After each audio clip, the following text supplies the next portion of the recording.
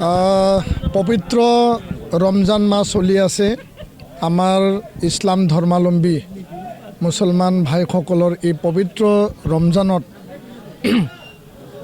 আজি মই ৩ নং ইক্ৰাবাৰী প্ৰাথমিক বিদ্যালয় প্ৰাংগণত উপস্থিত হৈ পেলাই সমূহীয়া যি ইফতাৰ, এই ইফতাৰত আমাৰ জ্যেষ্ঠসকল, আমাৰ যিখিনি অভিভাৱক, আমাৰ ইয়াত থকা যুৱক, বিভিন্ন আমাৰ শিক্ষাৰ্থীৰ লগত একেলগে ইফতাৰত মই ভাগ লওঁ আৰু আল্লাহৰ ওচৰত মোৰ এইটোৱেই দোৱা যে আহি থকা দিনত সকলো পৰিয়াল, আমাৰ সমাজখন যি এটা মিলিজুলি সমাজ, এই মিলিজুলি সমাজখন সদায় শান্তি সম্প্ৰীতি সমন্বয় অটুট থাকে আৰু আগন্তুক দিনত যাহাতে UPPL দলে মোক যি ধৰণে ওদালগুৰি ৪৬ নং বিধানসভা সমষ্টিত প্ৰাৰ্থী প্ৰক্ষেপ কৰিলে আৰু মই ৰাইজৰ সেৱাৰ স্বাৰ্থত, ৰাইজৰ সেৱা, সমাজ সেৱা, পৰম ধৰ্মলৈ মই আগবাঢ়িছোঁ। আল্লাহৰ ওচৰত মই দোৱা মাগিছোঁ আৰু ইছলাম ধৰ্মী ৰাইজ, মুছলমান ৰাইজ, সংখ্যালঘু ৰাইজৰ ওচৰত মই আহ্বান জনাইছোঁ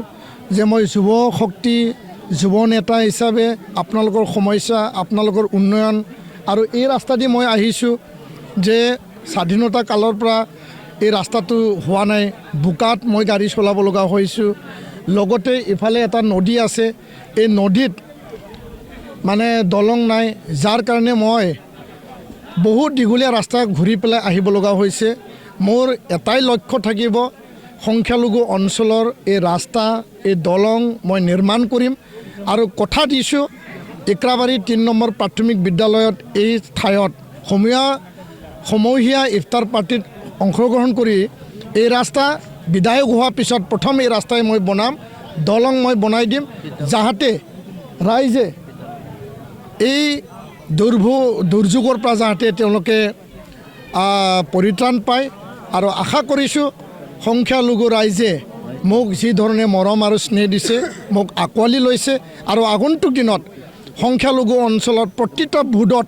আমি 100% আমি জয়ী হ'ম। আমি নিশ্চিতভাৱে ৰাইজৰ মৰম স্নেহ আমি পাবলৈ সক্ষম হ'ম,